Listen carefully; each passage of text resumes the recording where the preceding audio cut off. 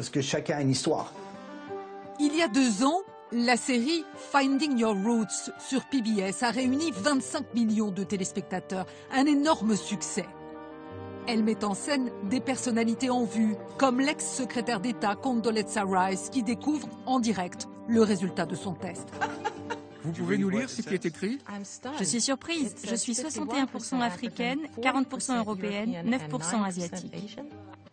Pour cette journaliste de The Root, un site d'info sur Internet destiné à la communauté noire, ce succès n'est pas une surprise. Aujourd'hui, vous pouvez dire « ma famille est originaire d'Afrique de l'Ouest ou du Cameroun ». Et ça, c'est important. Les Afro-Américains ont désormais le même sentiment d'identité que tous les autres Américains. Sur 44 millions de Noirs américains, 90% sont issus de l'esclavage. Autant d'interrogations autour de ce lien rompu avec une Afrique qu'ils connaissent mal, mais qui coule encore un peu dans leurs veines. Serge Romana, vous êtes médecin, généticien. Est-ce que ces tests ADN qu'on vient de voir ensemble sont vraiment fiables ou pas? Ils sont fiables, c'est-à-dire qu'ils permettent de pouvoir dire certaines fois de quelle région vous venez. En Guadeloupe, par exemple, très concrètement, on sait qu'à peu près 74% des personnes d'origine, enfin qui descendantes d'esclaves, viennent du golfe de Bénin, c'est-à-dire les ethnies Fon, Yoruba, Evé, par exemple. À peu près 15% viennent de l'ère Congo et 8% viennent de l'ère Sénégal. Ça, on sait ça. Mais est-ce que ces tests ADN, vous avez parlé de la Guadeloupe, se pratiquent aux Antilles, en Guyane et à La Réunion? En tout cas, pour ceux que je connais, non. Pourquoi? De toute façon, il y a 2 choses. La première, elle est légale. En France, on n'a pas le droit de faire ça. Pour faire un test de paternité, c'est une ordonnance, il y a des prescriptions légales. Alors, est-ce que les gens font ça à droite, à gauche? J'en sais rien. Ce que je sais, c'est que parmi les gens du CM98, et puis les Antillais que je connais, il y en a des milliers et des milliers qui ont retrouvé le nom de leur aïeul. Je n'ai jamais vu quelqu'un, on va dire, rentrer dans cette démarche. Et nous, personnellement, nous ne poussons pas à ça parce que c'est de la génétique. Ce n'est pas de la culture. Il y a une rupture, comme vous l'avez dit, et vous avez expliqué une rupture, mais cette rupture, vous n'allez pas la combler avec un test d'ADN. En tout cas, on peut les pratiquer en Belgique et non pas en France. François Durper, il y a des stars qui ont pratiqué, donc effectué ces tests ADN. Oprah Winfrey, Spike Lee, ce sont des Afro-Américains. Qui sont effectivement ces Afro-Américains qui ont pratiqué ces tests? Justement, c'est l'émission Finding Your Roots dont vous venez de voir les images. Henry Wiggets Jr., historien bien connu, qui beaucoup de téléspectateurs. Et donc Spike Lee fait ça en direct. Il constate que son père est originaire de l'ère Cameroun, que sa mère vient du Sierra Leone. Oprah Winfrey, sa maman c'est Libéria, Guinée, et son papa amérindien. Whoopi Goldberg, européenne par sa mère, juive par son père guinéen. Bon, et donc les gens suivent ça. Bon, très bien, mais il y a quand même 2 différences avec ce que fait le CM98. La première, vous l'avez dit, les marchands. C'est-à-dire qu'il y a quand même un business derrière ça. Ça coûte cher. Puis la deuxième chose, c'est voyez les images. C'est quand même une différence entre prendre un petit bâtonnet, le mettre dans sa bouche, le mettre dans une enveloppe et l'envoyer à un labo. C'est quelque chose d'individuel. Vous faites ça le matin comme vous faites un test de maternité. Tandis que là, vous voyez des gens travailler ensemble. Il y a quelque chose de collectif. Il y a une appropriation collective. Donc c'est des démarches qui sont très différentes. Alors, on a bien compris, un véritable business sur la recherche ADN s'est développé sur le web. Voici 7 en ligne.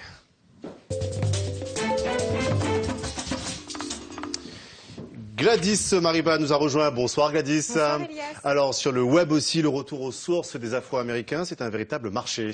Oui, il suffit de taper test ADN ou plutôt DNA test sur Google pour tomber sur des dizaines de sites qui proposent d'acheter un kit en ligne et de faire le test à domicile. Alors pour la modique somme de 99 $, c'est bien ça? Alors vous l'avez vu tout à l'heure, ça va en fait de 99 $ à plus de 450 $ selon si le labo est agréé ou pas. Alors sur le site African Ancestry, en tout cas, on propose aux Nord-Américains de découvrir l'Africain qui est en eux en 6 à 8 semaines et pour 299 $. Alors je vous propose de regarder un extrait de la publicité de ce site. Want my boat to be rocking. Now you'll never have to simply say Africa again. Now you'll be able to say so much more. Gladys, pourquoi c'est aussi cher? Alors parce qu'African Ancestry prétend pouvoir remonter jusqu'à 2000 ans, donc c'est un peu excessif, hein, je vous l'accorde. Et puis sur leur site, tout est fait pour séduire le client. Alors on peut acheter un t-shirt avec son pays d'origine, on peut aussi, comme c'est la période, acheter un kit spécial Fête des Mères, dans 2 semaines, avec stylo, carnet et certificat de descendance. Et puis dernière idée cadeau, le kit DNA Mix. Alors là, c'est pour connaître en détail ses origines, car vous le savez, beaucoup de Noirs américains ont aussi des origines européennes et ou amérindiennes. C'est le cas de Michelle Obama. Une journaliste est remontée jusqu'à son arrière-grand-mère, Melinda, une esclave africaine qui a eu un enfant avec un esclavagiste blanc.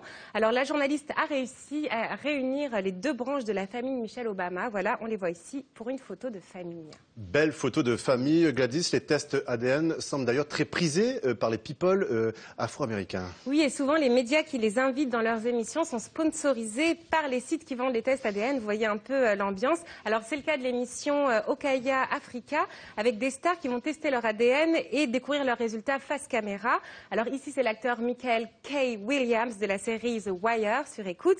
La journaliste lui apprend qu'il appartient à la tribu Mende et comme par hasard c'est la même que celle de Janet Jackson et Whoopi Goldberg. On peut donc se demander si tout ça n'est pas aussi un peu une opération marketing. Ouais, grande question. Alors cette tendance du retour aux sources a-t-il inspiré d'autres secteurs, Gladys? Alors oui, à commencer par le secteur du tourisme qui se développe même aux États-Unis, puisque à Stoughton en Virginie, le Frontier Culture Museum propose une sorte de parc d'attractions américain sur le thème des origines avec des villages irlandais, allemands et Igbo, alors du nom de l'ethnie du sud-est du Nigeria. Et puis fin juillet, il y aura même un festival Igbo qui sera organisé en Virginie. Alors Gladys, vous vouliez finir avec une vidéo qui nous montre qu'il n'y a pas que les Afro-Américains qui peuvent être surpris par leurs origines. Alors oui, c'est une vidéo qui a créé le buzz sur YouTube, celle du leader suprémaciste Craig Cobb. Il prône donc la supériorité de la race blanche. Malheureusement, il a invité à une émission de télé, il s'était soumis à un test ADN, et là c'est le drame. 86% European and 14% Sub-Saharan African. Wait a minute. Hold on. Sweetheart, you have a little black in you. Yes. Listen. Hey, bro. Merci beaucoup Gladys Nariva, on en perd même presque la parole pour ce grand moment de télévision. François Durper, vous connaissiez justement cette histoire de suprémaciste qui découvre ses origines? Sûr, ça va dans les 2 sens. Oui. Vous découvrez que grand nombre d'Américains blancs, mais ça c'est tout à fait nouveau. Alors, d'où ça sort? Il faut quand même se rappeler qu'en 1976, il y a eu ce livre de Alex Haley, Roots, qui a été un best-seller, et surtout la série, 130 millions de téléspectateurs. Donc il y a eu ça. Mais alors, il y a la biologie, il y a la culture, et il y a aussi la politique. Et une première dame afro-américaine pouvant dire, parce qu'elle a réagi à cela, elle a dit mais je trouve ça très bien, j'ai des ancêtres blancs, je trouve ça très bien. Est-ce que ça aurait été possible il y a 20 ans? C'est quelque chose qu'on peut se poser comme question. Et Barack Obama, il faut le souligner, dans le dernier recensement, lui, il ne faut pas aller chercher très loin, sa maman est blanche. Et bien dans le recensement, il a répondu afro-américain. Il n'a pas coché la case blanc. Vous voyez, il y a de la biologie, il y a la culture, il y a aussi la politique. Alors Gladys Mariva en a parlé tout à l'heure, cette passion naissante pour la recherche des origines est aussi une belle manne pour les professionnels du tourisme en Afrique et aux États-Unis. Des tours opérateurs se sont spécialisés dans l'accueil des familles occidentales à la recherche de leurs racines. Stéphanie Depierre. L'île de Gorée au large de Dakar. Le 27 juin 2013, Barack Obama arrive dans ce lieu, symbole de la traite négrière. Un moment de recueillement dans la maison des esclaves et sur le seuil de la porte du non-retour. C'est d'ici que sont partis des esclaves vers les Caraïbes ou l'Amérique du Nord. Évidemment, pour un Africain-Américain, un président africain-américain, avoir la possibilité de visiter ce site, je pense, me donne plus de motivation pour défendre les droits de l'homme à travers le monde. Comme Barack Obama, des milliers de touristes foulent chaque année le sol de l'île, en majorité des Afro-Américains à la recherche de leurs racines. Le Sénégal fut l'un des premiers pays d'Afrique de l'Ouest à miser sur le tourisme de mémoire. Désormais, le Ghana est aussi un incontournable. Pendant 300 ans, le fort de Cape Coast a été une plaque tournante du commerce triangulaire. Des centaines d'esclaves étaient enfermés dans ces cellules avant le grand départ. Pour cette professeure de Chicago, c'est important d'y amener ses élèves. C'est important que les enfants connaissent leur histoire. les origines de leurs arrière-arrière-arrière-grands-parents. Comment ils sont arrivés en Amérique et dans quelles conditions? Autre passage obligé de ce pèlerinage au Ghana, la rivière aux esclaves. Les touristes viennent se recueillir, toucher cette eau dans laquelle les esclaves prenaient leur dernier bain avant de prendre la mer. C'est une expérience dont j'apprends beaucoup. J'avais besoin de vivre cela, besoin d'avoir quelques brins de racines. En tant qu'Africaine américaine, je ne connais pas mes racines. Et j'en avais besoin et c'est comme revenir chez moi. Un retour aux sources comme une première tentative de retisser des liens avec la terre-mère africaine. Alors Serge Romana, est-ce que l'Afrique est aussi, comme pour les Américains, une destination de pèlerinage pour les ultramarins? Il y a un certain nombre d'opérations. Je ne pense pas que ça soit comme aux États-Unis. Je vous rappelle qu'aux États-Unis, les Noirs américains sont une minorité dans une immensité, alors que nous, en Guadeloupe, en Martinique, en grande majorité, nous avons un pays, on va dire ça comme ça. Donc les questions de définition sont un peu différentes. Mais en tout cas, nous avons de l'Afrique en nous.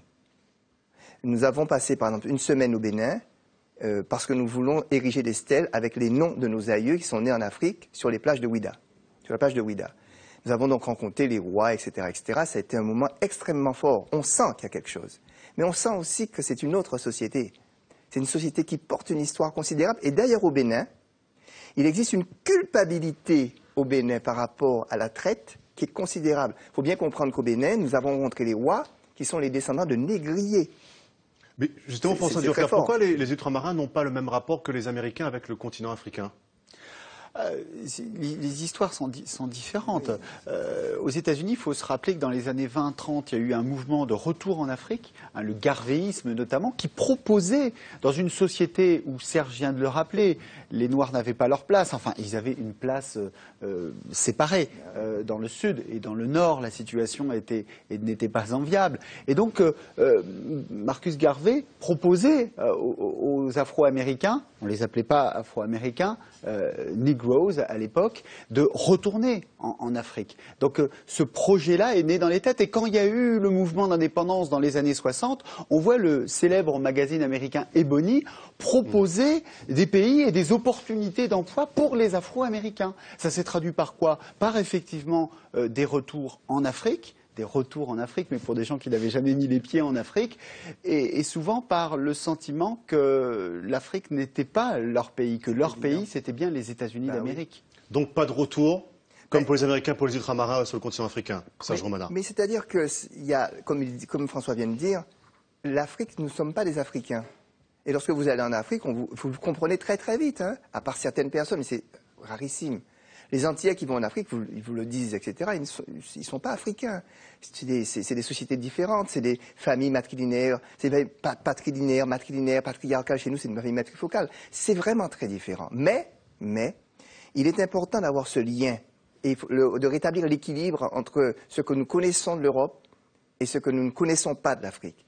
Nous avons des liens particuliers à entretenir avec l'Afrique. Nous avons à nous réconcilier avec l'Afrique, comme nous avons à nous réconcilier avec la République française. Sinon, ces pays-là iront irrémédiablement vers le gouffre. Il n'y a pas de perspective. Merci à vous, messieurs. Merci à vous pour vos témoignages. Voilà, c'est la fin de ce 7 en Outre-mer. À retenir dans l'agenda ce dimanche 11 mai, eh bien, les élections provinciales en Nouvelle-Calédonie. Les électeurs du Caillou doivent désigner les membres des 3 assemblées de province et du Congrès. Analyse des résultats à consulter sur la première.fr. Toujours le 11 mai, la remise des trophées de 2014 de l'UNFP, l'Union nationale des footballeurs professionnels. Le Calédonien Antoine Comboiré fait partie des nominés dans la catégorie de meilleur entraîneur de Ligue 2. Le Guadeloupéen Claudio Beauvu est aussi en compétition pour le plus beau but de l'année. Enfin, le 12 mai, le Casino de Paris vibrera au rythme créole avec L'Ité veut voir, un spectacle musical 100% réunionnais qui réunira sur scène Daniel Waro, Davy Sicard et des chorales d'enfants. Ils raconteront le peuplement de la Réunion. La semaine prochaine, zoom sur les élections européennes du 25 mai et leurs enjeux outre-mer. Vous pouvez d'ores et déjà laisser vos témoignages et vos questions sur la première.fr, franceau.fr ou bien encore sur Twitter, #7 en Outre-mer. Merci de nous avoir accueillis chez vous et rendez-vous dans 7 jours pour 7 en Outre-mer.